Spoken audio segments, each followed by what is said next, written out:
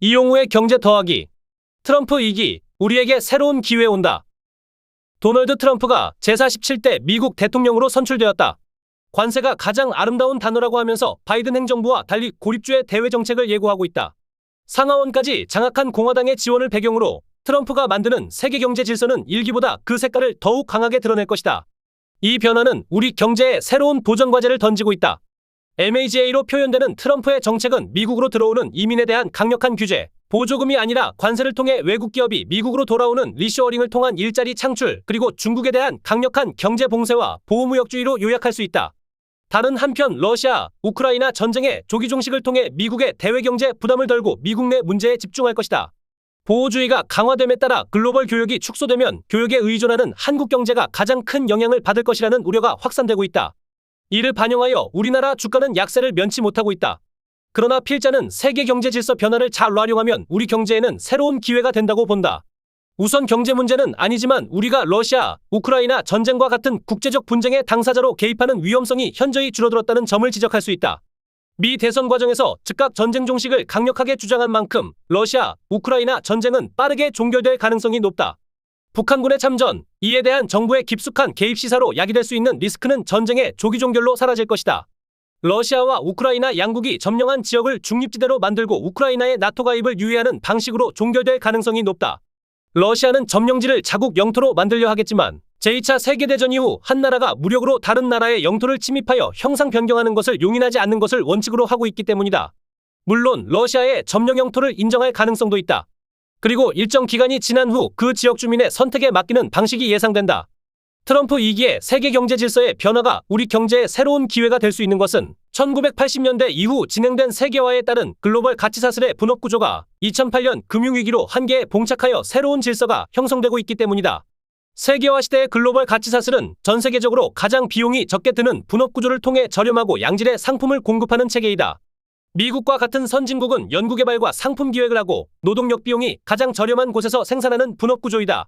자유무역을 통한 세계경제의 통합을 뒷받침하는 것이 WTO 체제였다. 1990년대 초 소련이 붕괴된 후 WTO 체제 확장을 통해 전세계적 분업 구조를 발전시키려는 시도가 2001년 중국의 WTO 가입이었다. 자유무역 교역 질서에 중국을 편입시켜 세계화의 분업 구조의 외연적 확장과 동시에 중국이 이 질서에서 성장하고 그 과실을 누리면 중국 사회주의를 통제할 수 있다는 판단을 한 것이다. 2008년 금융위기로 이 구상은 전혀 다른 결과를 가져왔다.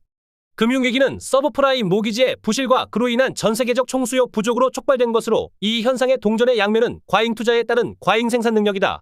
위기 극복은 이런 과잉 생산 능력 구조 조정으로 효율성이 떨어지는 업체가 시장에서 퇴출됨으로써 이루어진다. 2008년 금융위기에서 중국은 전혀 다른 모습을 보였다. 중국은 철강, 석유화학, 조선 등의 투자를 축소하는 대신 설비 투자를 늘리는 것으로 대응한 것이다. 과잉 투자 국면에서 투자를 늘리는 것은 그 재원 조달을 담당하는 금융부문의 부실화를 가져오는 것이지만 중국 중앙지방정부의 지원을 통해 부실을 감당하는 방법을 택한 것이다.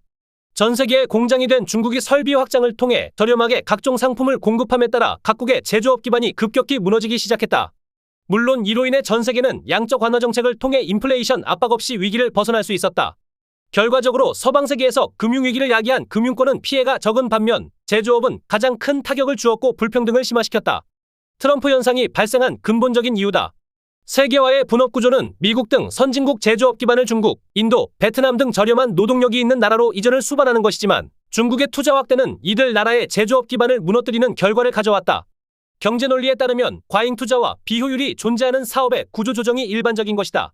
과잉 투자에 따른 비효율은 금융의 비효율로 표현되고 자금의 회수를 통해 이 과잉 공급 능력의 조정으로 이어지는 것이 일반적인 경로이지만 금융의 부실을 중앙지방정부가 뒷받침하면 공급은 지속적으로 증가하면서 정상적인 기업을 어려움에 빠뜨린다.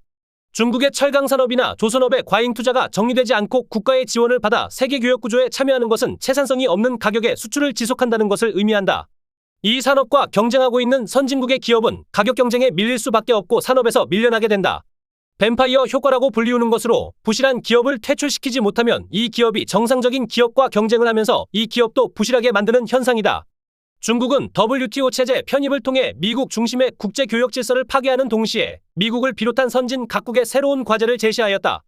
화평불기는 자신을 드러내지 않고 때를 기다리며 실력을 기른다는, 즉 어둠 속에서 칼을 갈 때 칼가는 빛이 드러나지 않게 하라는 뜻을 갖는 도광양회에 따라 중국이 세계 질서에 진입할 때 다른 나라들을 위협하지 않고 서서히 자신의 모습을 드러낸다는 전통적인 외교 전략이다.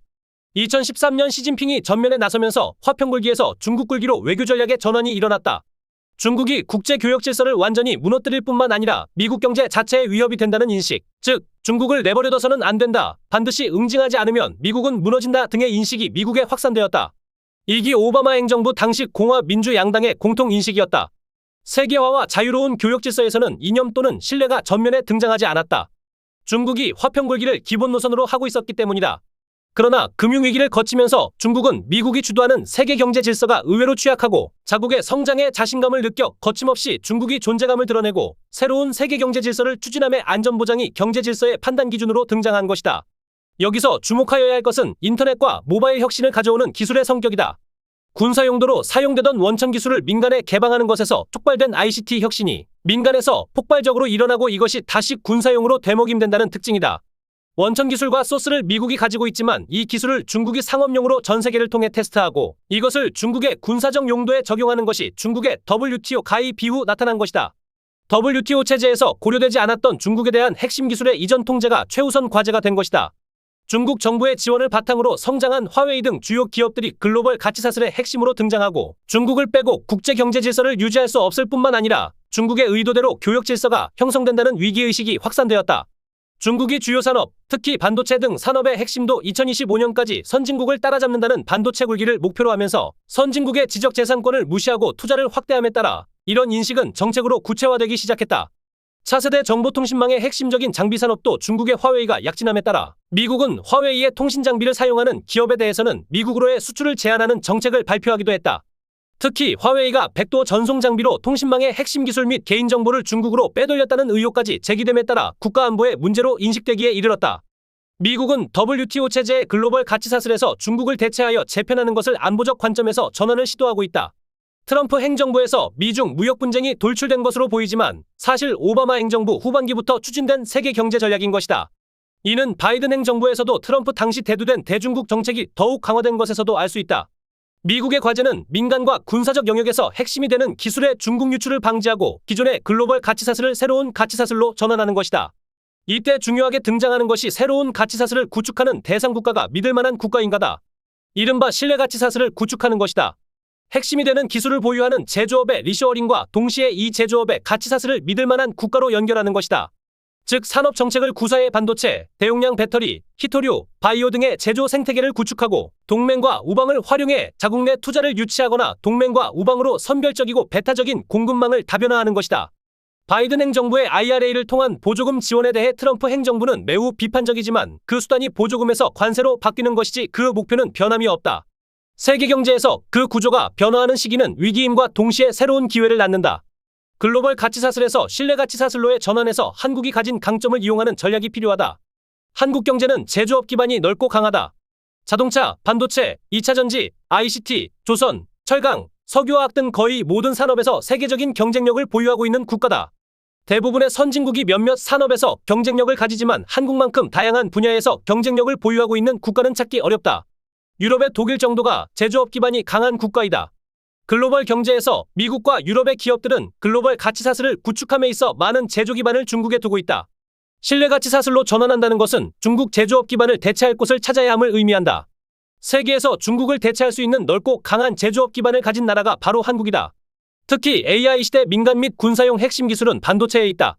한국을 빼고 AI를 비롯해 모든 산업에 적용되는 제조업 생태계, 분업 구조를 만들 수 있을까? 바로 이런 강점을 가치사슬 전환에 맞게 부각하는 전략을 추진하면 우리나라는 새로운 기회를 잘 활용할 수 있을 것이다. 이를 위해 우리는 무엇을 해야 하는가? 첫째, 글로벌 가치사슬 시대에 통용되었던 안미경중, 즉 안보는 미국, 경제는 중국이라는 시각을 과감히 탈피하는 것이 필요하다. 믿을 만한 국가의 안보적 관점에서 가치사슬을 재구축하는 관점에서 보면 미국을 중심으로 하는 서방에게 신뢰가 가는 동맹의 관점을 명확하게 하는 것이 필요하다. 이런 의미에서 미국이 한미일 협력을 강화하고 인도 태평양까지 아우르는 국제전략을 펼치는 것을 이해할 수 있다. 미국이 부담하는 안보 비용을 지역에 넘기고 교역의 가치사슬로 이를 뒷받침하는 전략이다. 트럼프 행정부 2기에는 이런 정책이 더욱 강화될 것으로 예상된다. 우리는 경제질서상 신뢰할 수 있는 국가임과 동시에 새로이 구축되는 신뢰가치사슬에서 핵심적인 고리로 위치 지우는 것이 필요하다. 그러나 신뢰가치 사슬의 구축이 2차 세계대전 이후 형성된 이분법적인 냉전구조와는 다르다. 기술과 산업의 성격에 따라 다층적이고 유동적인 것이다. 이는 아직 신뢰가치 사슬이 정형화된 것이 아니라 형성되어가는 중이기 때문이다. 특히 트럼프 행정부는 이념을 바탕으로 하지만 상황에 따라 미국의 비용이 가장 적게 드는 비즈니스적 관점에서 접근할 것이 예상된다. 하나의 고정된 관념에 얽매이는 것이 아니라 거래 상대방을 설득하는 논리와 비용 구조를 이해하는 것이 필요하다. 신뢰가치 사슬을 구축하는 데 우리나라가 중요한 역할로 위치 지운다고 해서 주변 중국과의 관계를 배타적으로 해서는 안 된다. 현재 우리나라가 갖는 국제적 지위를 다시 보아야 한다. 이미 중국과 러시아도 우리를 무시할 수 없는, 놓치면 어려움에 빠지는 중요한 상대방이 되었다는 점을 깨닫고 있다. 최근 중국이 한국을 대하는 태도, 러시아, 북한 협정을 맺는 과정에서 러시아가 우리나라를 자극하지 않으려는 발언에서 그것을 볼 수 있다. 중국과 러시아는 그들의 핵심 이익을 침해하지 않는다면 한국을 이해하는 유연한 입장을 갖고 있다는 것을 알 수 있다. 미국 등 서방에 대해 신뢰할 수 있는 국가가 됨과 동시에 이분법적 접근을 벌이는 유연한 전략이 요구되는 것이다. 둘째, 우리나라가 강점을 가지고 있는 제조업 기반을 신뢰가치 사슬로의 전환에 맞는 산업 정책이 필요하다. 자유무역과 산업 정책은 서로 상충하는 측면이 있다. 그러나 최근의 전환은 자유무역을 뛰어넘는 전환이고 국가의 역할이 부각되는 시점이다. 국가안보가 가장 중요한 판단 기준이 되었고 그것이 산업에 많은 영향을 주기 때문이다. 우리는 트럼프 당선자가 당선 직후 윤석열 대통령과의 통화에서 우리나라의 조선산업을 거론한 것에 주목한다. 조선산업은 상업용뿐만 아니라 군함 건조 등 군사용으로 전환할 수 있는 것이다. 미국은 반도체와 같은 핵심 산업을 본토로 돌아오는 리쇼어링을 추진하고 있지만 하루아침에 달성할 수 있는 것도 아니고 다양한 제조업 기반이 전혀 없는 상태를 고려하면 다른 나라의 협조를 얻을 수밖에 없다. 트럼프 당선자의 발언에서 알 수 있듯이 미국의 안보와 경제적으로 필요한 것을 명확히 파악하고 그것을 레버리지로 삼아 거래를 통해 산업 발전을 이룰 수 있는 산업 정책이 소환되는 것이다. 산업 정책에서 첨단 산업과 핵심 산업뿐만 아니라 우리나라가 강점을 지닌 제조기술을 지닌 중견기업에도 관심을 가져야 한다. 우리나라 방위산업이 최근 주목받는 이유 중 하나가 뛰어난 제조기술이다. 이 산업의 근간이 되는 뿌리산업도 포함한 제조업 생태계를 포괄하는 산업정책에도 관심을 가져야 한다. 셋째, 트럼프 2기 행정부 출범에 따라 화석연료의 재생에너지로의 전환 정책은 중단되거나 지체될 가능성은 높지만 그 흐름 자체는 멈출 수 없을 것이다. 이는 우리에게 에너지 전환을 위한 시간을 벌어주는 것이다. 우리 산업은 여전히 에너지 다소 비형이고 뛰어난 제조기술을 갖고 있는 중견기업들의 에너지 전환은 지체되고 있다. 이 기회에 중견기업의 에너지 전환과 구조 전환을 위한 산업정책도 필요하다. 넷째, 산업정책에 걸맞는 금융정책도 필요하다. IMF 위기를 극복하는 과정에서 구조조정 정책은 금융정책의 가장 중요한 것이었지만 2008년 위기 때부터 저축은행 구조조정이나 부실산업 정리에 맞춰지면서 적극적인 금융정책은 뒷전으로 밀려났다. 산업전환을 위한 펀드 조성 등을 통해 구조전환을 위한 금융정책이 필요한 시점이 되었다. 세계교역 구조가 글로벌 가치사슬에서 신뢰가치사슬로 전환되는 과정은 오바마 2기와 트럼프, 바이든을 거치면서 일관된 정책 목표였다. 다만 바이든은 보조금, 트럼프는 관세를 수단으로 하는 것에 차이가 있을 뿐이다. 트럼프는 이념이나 원칙보다 거래를 통한 이익에 따라 움직이기 때문에 예측할 수 없다고 하지만 그래서 우리는 2010년대 이후 미국이 추구하는 세계 경제 질서의 일환이라는 것을 이해할 수 있다. 세계 경제 질서 구조 변화는 우리나라에 새로운 기회를 준다. 믿을 만한 국가를 중심으로 가치사슬을 구축함에 있어 한국은 중국의 제조업 기반을 대체할 수 있는 유력한 후보가 될 수 있다. 구조 변화 방향에 맞춘 산업 정책과 금융 정책을 구사한다면 이런 구조 개편을 잘 활용할 수 있다. 도식적인 안미경중과 같은 도구만을 버리고 유동적인 세계교역구조 개편에 유연하게 대응하는 것이 기회를 살리는 국가 운영 전략임을 인식할 시점이다. 더 칼럼니스트